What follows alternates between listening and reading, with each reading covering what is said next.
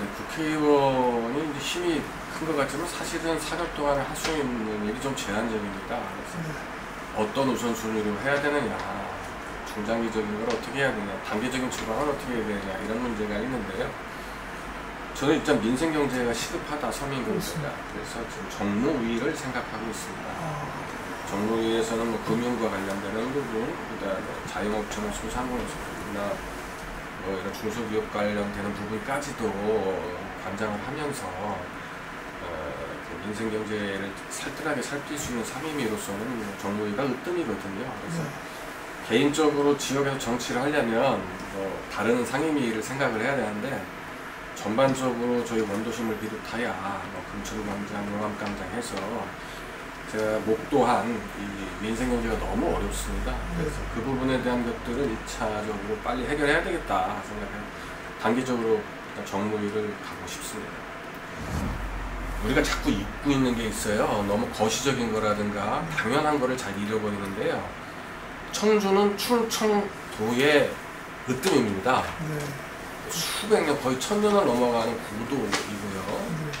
그 중에서 조선시대나 이럴 때 보면은 거의 청주가 으뜸의 도시에 해당이 됩니다.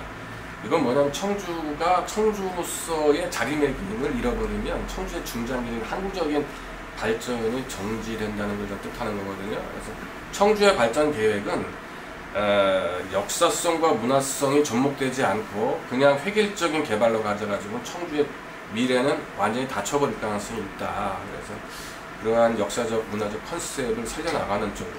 또 아시겠지만 이 성안길이라고 하는 옛날 일제시대 본정통이라고 했지 않습니까?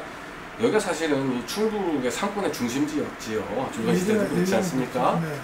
근데 지금 그 상권이 다 죽었지요. 근데 사실은 서로 민감해서 얘기를 안 하지만 새로운 외곽의 신주거지를 만들면서 상권을 일단 분할시켜 놓은 부분들이 있는 거거든요.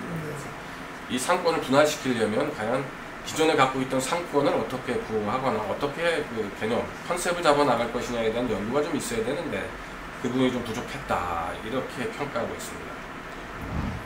누가 대통령이 되더라도 5년 동안 대통령이 행사할 수 있는 권한은 다 똑같습니다. 국회의원이 누가 되느냐에 따라서 어마어마한 힘의 차이가 있는 게 아니고 국회의원한테 주어진 힘은 4년 동안 똑같습니다. 그런데 누가 대통령이 되고 누가 국회의원이 되느냐에 따라서 5년 뒤, 4년 뒤의 모습은 완전히 다릅니다.